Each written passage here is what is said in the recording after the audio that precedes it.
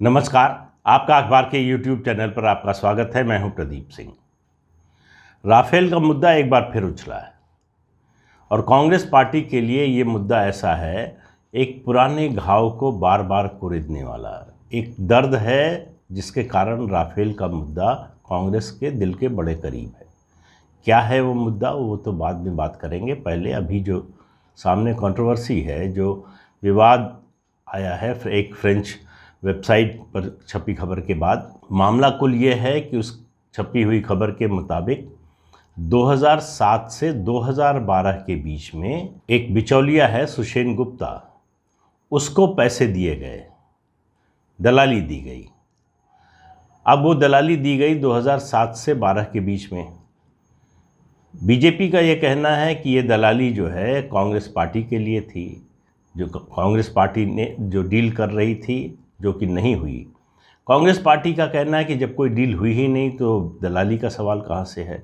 तो बात तो दोनों की वाजिब लगती है सुन के, लेकिन सवाल ये है कि कोई भी डील, पहली बात तो ये समझ लीजिए कि सुषेण गुप्ता और क्रिश्चियन मिशेल, ये दो ऐसे दलाल हैं जो भारत में यूपीए के समय में बहुत सक्रिय थे।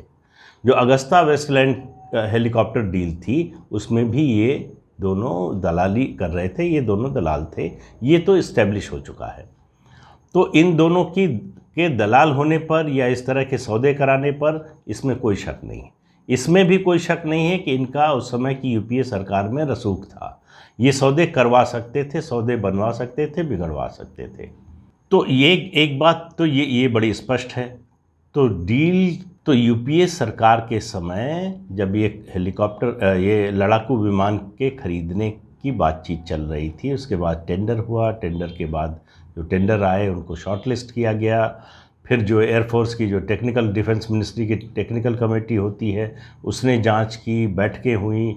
आखिर में जो L1 होता है, जो लोग नहीं जानते हैं उनको बता दें, जो लोएस्ट टेंडर भरता है, किसने सबसे कम दाम कोट किया है, उसमें जो है वो फ्रांस की जो कंपनी है दसां, वो आई और वही बनाती है ये जो राफेल लड़ाकू विमान है। तो कायदे से कॉन्ट्रैक्ट उसको जाना चाहिए था। तो 2010 में ये कॉन्ट्रैक्ट का L1 जो भी बिडर था वो सामने आ गया। मतलब दसां कंपनी आ गई कि राफेल जो है सबसे, उनका लड़ाकू विमान जो वो सप्लाई कर रहे हैं सबसे कम कीमत पर। तो वो कायदे से जो नियम है उसके हिसाब से कॉन्ट्रैक्ट मिल जाना चाहिए था दसां का।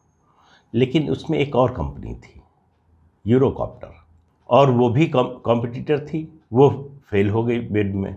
इन लोगों ने ये कहा कि हमारे पास ऐसे लोग हैं जो इस डील को बदल सकते हैं। यूरोकॉप्टर के लोगों ने कहा कि डील तो फाइनल हो गई है, सब कुछ तय हो गया। उन्होंने कहा हम तब भी इसको पलट सकते हैं। यहाँ से शुरू हुआ सौदेबाजी का दौर। ये जो 2010 से 2014, बताइए, जब वायुसेना को इन लड़ाकू विमानों की इतनी सख्त ज़रूरत थी, नेशनल डिफेंस का सवाल था, राष्ट्रीय सुरक्षा का सवाल था, तब 4 साल तक कांग्रेस की यूपीए सरकार क्या करती रही? सब कुछ तय हो चुका था, पूरा हो चुका था। इस लड़ाकू विमान के बारे में जितनी जानकारी चाहिए थी सब मिल चुकी थी। डिफेंस की जो टेक्निकल कमेटी है वो अपना इवैल्यूएशन करके रिपोर्ट दे चुकी थी इसके पक्ष में। तो सब तय हो गया था। तो फिर डील हुई क्यों नहीं?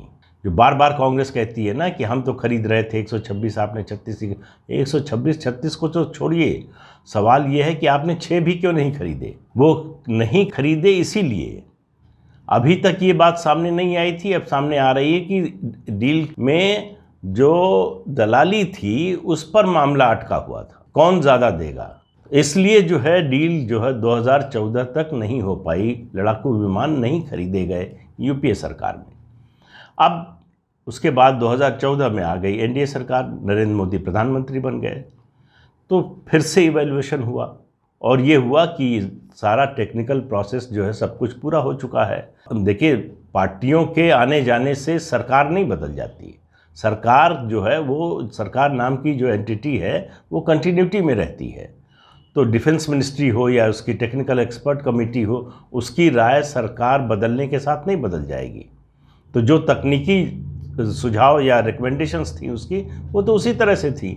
तो उसी आधार पर फिर ये हुआ कि ये जो बिचौलिए और डीलर और दलाल इन सब का मामला है, इन सब को बाहर करने का एक ही तरीका है, आसान तरीका है, वो कि कंपनी से डील करने की बजाय सीधे फ्रांस की सरकार से बातचीत हो। तो फ्रांस की सरकार और भारत सरकार के बीच में ये सौदा हुआ। बहुत से लोग ये सवाल उठाते हैं कि पहले की डील में कई क्लॉज थे जिनको हटा दिया गया। उसकी वजह ये है वो कि जब भी दो सरकारों के बीच में डील होती है या सरकार और कंपनी के बीच में डील होती है, शर्तें अलग अलग होती हैं। हम सबसे ज़्यादा हथियार खरीदते हैं रूस से जितनी खरीद होती है सब दोनों सरकारों के बीच में होती है। तो वही प्रावधान थे जो रूस के साथ थे, वही फ्रांस के साथ रखे गए। एक बात, मैं बहुत ज़्यादा टेक्निकल उसमें नहीं जाना चाहता, बहुत बोरिंग हो जाएगा।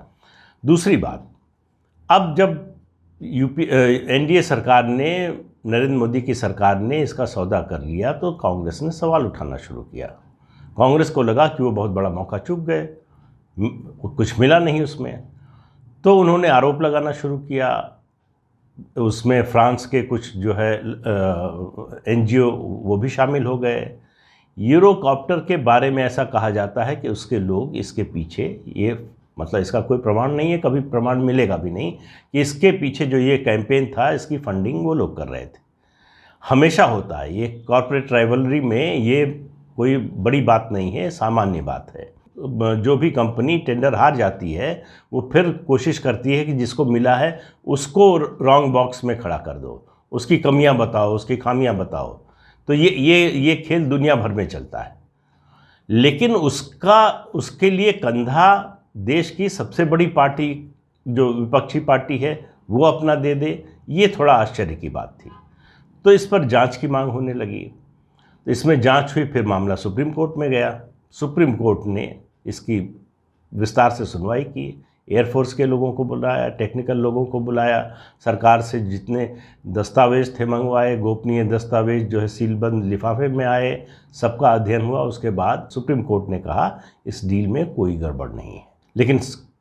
लेकिन कांग्रेस को ये मंजूर नहीं हुआ। फिर सीएजी, भारत सरकार जो भी पैसा खर्च करती है उसका हिसाब किताब, उसकी स्क्रूटनी जो है, उसके लिए संस्था बनी है, एक संवैधानिक संस्था बनी है CAG, controller and auditor general. अब उसने रूटीन में जिस तरह से हर सौदे की, हर खरीद की जांच होती है, उसकी भी जांच हुई।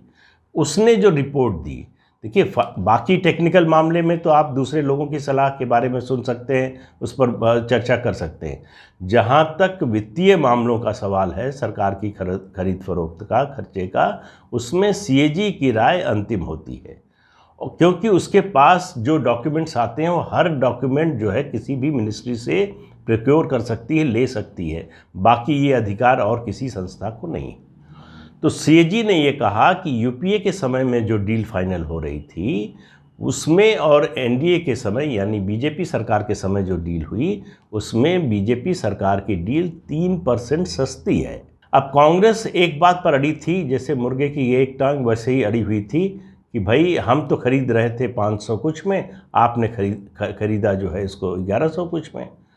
तो ये सुप्रीम कोर्ट में भी मामला आया। सुप्रीम कोर्ट ने कहा कि इसमें जो लोडिंग हुई है, मतलब कौन से हथियार लगाए जाएंगे और कौन से इक्विपमेंट लगाए जाएंगे, ये हमारा डिफेंस का जो है नेशनल सीक्रेट है, इसको आउट नहीं कर सकते। उसको देखा सुप्रीम कोर्ट ने, उसके बाद कहा कि इसमें कोई गड़बड़ नहीं है। लेकिन कांग्रेस पार्टी ये भी मानने को तैयार नहीं, सुप्रीम कोर्ट को नहीं मानेगी, सीएजी को नहीं मानेगी, संसद में प्रधानमंत्री, रक्षा मंत्री के बयान को नहीं मानेगी, उसके अलावा फ्रांस की सरकार जो बोल रही है उसको नहीं मानेगी। क्यों नहीं मानेगी? अब जो है मांग, वो उस समय भी थी, अब फिर से मांग हो रही है कि इसकी जेपीसी से जांच कराई जाए। अब ये देखिए, जेपीसी से जांच का मतलब आप समझिए। मैंने बोफोर्स की जेपीसी भी देखी है और जो सिक्योरिटीज़ स्कैम हुआ था नरसिम्हा राव के समय में, उसकी रिपोर्टिंग की है लगातार, लंबे समय तक वो जांच चली थी। जेपीसी की जांच से कुछ नहीं निकलता। जेपीसी की जांच से वो मुद्दा पॉलिटिकल रूप से जिंदा रहता है। कांग्रेस यही चाहती है। कांग्रेस चाहती है, बोफोर्स की जांच हुई, जेपीसी ने जांच की, उसमें से क्या निकला? कुछ नहीं निकला।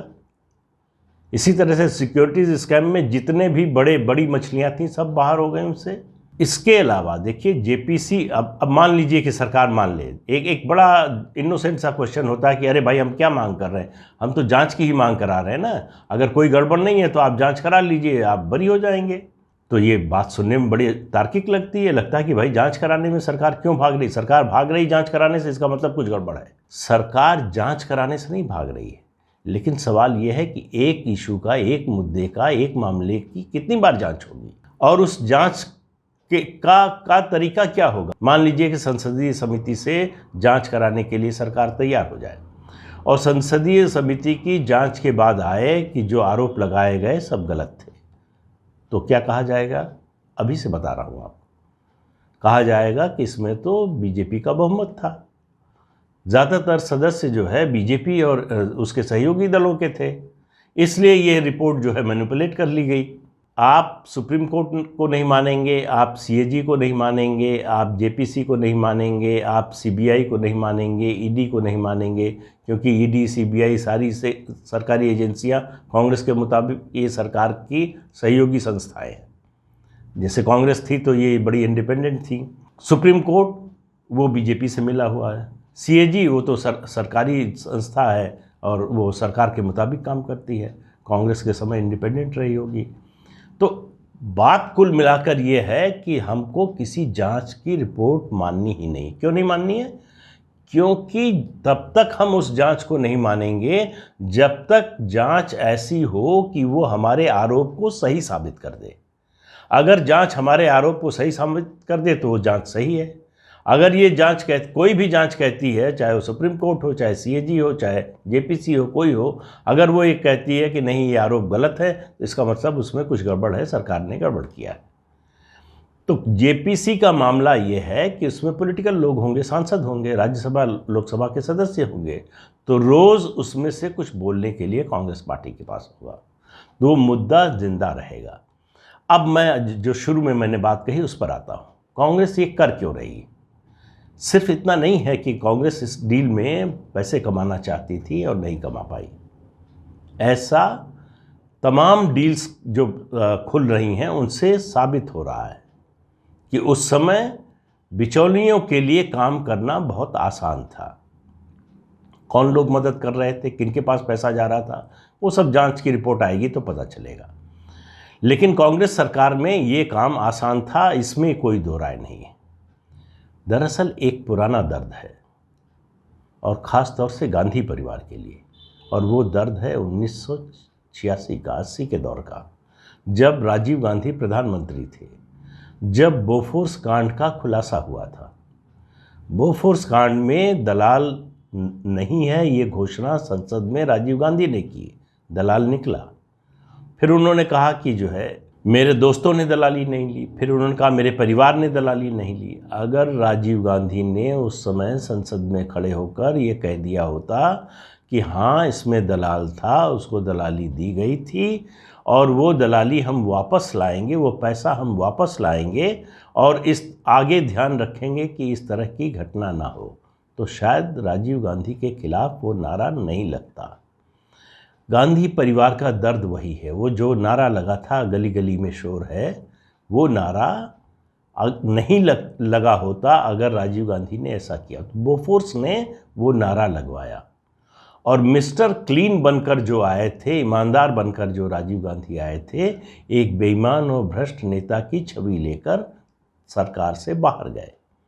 जिस पार्टी को 400 से ज़्यादा सीटें मिली थी 1984 में, 1989 में 5 साल बाद सरकार चलाने के बाद उसको 200 सीटें भी नहीं मिली, आधे से भी कम हो गई। तो ये जो दर्द है, जैसे ही बोफोर्स का मामला आया, जैसे ही कुछ लोगों ने आरोप लगाना शुरू किया, वैसे ही राहुल गांधी और गांधी परिवार और कांग्रेस को लगा कि ये मोदी का बोफोर्स मोमेंट हो सकता है। मोदी जिस तरह से बोफोर्स में हम लोग फंसे थे, उस तरह से मोदी को बोफोर्स में फंसाया जा सकता है। उनको मालूम नहीं कि मोदी का कोई रिश्तेदार नहीं है जिसके लिए वो दलाली ले, और ये बता दें कि क्वात्रोकी ने दलाली ली थी, ये साबित हो गया था। उसकी दलाली का पैसा लंदन के एक बैंक में था, ये भी जांच एजेंसियों को पता चल गया था। उस अकाउंट को फ्रीज कर दिया गया था। लेकिन माधव सिंह सोलंकी जो उस समय विदेश मंत्री थे, उनको लंदन भेजकर उस अकाउंट को बिना किसी जांच एजेंसी को सूचना दिए, बिना संसद को बताए, उस अकाउंट को डी फ्रीज करवाया कांग्रेस पार्टी ने। उसके बाद जो है क्वात्रोकी ने वहाँ से पैसा निकाल लिया और वो ट्रेल ख़त्म हो गई। ये है बोफोर्स की कहानी। तो कांग्रेस पार्टी को लग रहा था कि राफेल जो है बस ऐसा मुद्दा है जिस पर हम मोदी को गिरा सकते हैं। तब से ये दर्द जो है रह रहकर टीस मारता है और उन्हें लगता है, और ख़ासतौर से राहुल गांधी को, जब राहुल गांधी ने राफेल का मुद्दा उठाया था लोकसभा चुनाव से पहले 2019 के, तो उनकी पार्टी के वरिष्ठ नेताओं ने जाकर कहा था कि इसमें कुछ नहीं है, इस मुद्दे को ज़्यादा तूल मत दीजिए। लेकिन उनके एक सलाहकार थे, प्रशांत किशोर जैसे सलाहकार थे, चक्रवर्ती साहब, उन्होंने प्रवीण चक्रवर्ती, उन्होंने कहा कि आप लगातार इस मुद्दे को उठाते रहिए, इसका फ़ायदा मिलेगा। और उनके कहने पर वो लगातार उस मुद्दे को उठाते रहे। आखिर में यहाँ तक चले गए, सुप्रीम कोर्ट के फैसले पर भी टिप्पणी कर दी, जिसके लिए उनको माफ़ी मांगनी पड़ी। तो ये बात आप समझिए, ये राफेल का मुद्दा जब भी आएगा, जब भी कहीं कोई खबर छपेगी, तो कांग्रेस के मन में और उनके दिल में बोफोर्स की टीस उठेगी, बोफोर्स का दर्द उठेगा। और वो कांग्रेस पिछले 7 साल से इस बात की तलाश में है कि कोई ऐसा मुद्दा मिले जिससे नरेंद्र मोदी की छवि को धूमिल किया जा सके, भ्रष्टाचार का आरोप लगाया जा सके, जो ईमानदारी की उनकी छवि है उसको बिगाड़ा जा सके। मिल नहीं रहा है तो एक झूठ को बार बार बोलो। तो बार बार जब आप एक झूठ को बोलने लगते हैं तो एक समय आता है आप खुद उस पर यकीन करने लगते हैं, आपको वो सच लगने लगता है। वही कांग्रेस पार्टी के साथ हो रहा है। तो बोफोर्स में दलाली ली गई थी, राफेल डील में कांग्रेस के समय दलाली ली गई थी, वो डील नहीं हो पाई, इसका दर्द है। आज स्थिति ये है कि इस डील में 2 सरकारों के बीच में जो समझौता हुआ है उसमें कोई बिचौलिया नहीं था, ना किसी को कोई कमीशन दिया गया है। ये तमाम तरीके से इसकी जांच हो चुकी और साबित हो चुका है। लेकिन कांग्रेस, मैं फिर वही कह रहा हूँ कि ऐसी कोई जांच मानने को तैयार नहीं है जो उसके आरोप को सही साबित ना करे, और ऐसी कोई जांच होने वाली नहीं है कि जो झूठ को सही साबित कर दे। तो ये तो होने वाला नहीं है। तो इसलिए कांग्रेस इस मुद्दे को उठाती रहेगी, कांग्रेस इस मुद्दे को छोड़ेगी नहीं, क्योंकि उसके पास और कोई मुद्दा है नहीं। ऐसे ही मुद्दे, वो पेगासस का मुद्दा आपको याद होगा, बहुत शोर मचाया, संसद का पूरा सत्र बर्बाद कर दिया। आखिर सुप्रीम कोर्ट ने एक कमेटी बना दी है, तब से जो है मुँह पे ताला लग गया है। और इस कमेटी की भी रिपोर्ट आप देखते रहिए आएगी, जिसमें कुछ नहीं निकलने वाला है। और फिर कांग्रेस कहेगी कि सुप्रीम कोर्ट ने बचा दिया मोदी सरकार को। तो कांग्रेस ऐसे ही बेबुनियाद आरोपों के आधार पर अपनी राजनीति करना चाहती है, जिसमें वो लगातार फेल हो रही है, उसमें कोई सुधार, उसमें कोई बदलाव नहीं आ रहा है। तो ये कांग्रेस की समस्या है, कांग्रेस जाने। तो आज के अंक में इतना ही, अगले अंक में फिर मिलेंगे किसी नए मुद्दे के साथ। तब तक के लिए इजाज़त दीजिए, नमस्कार।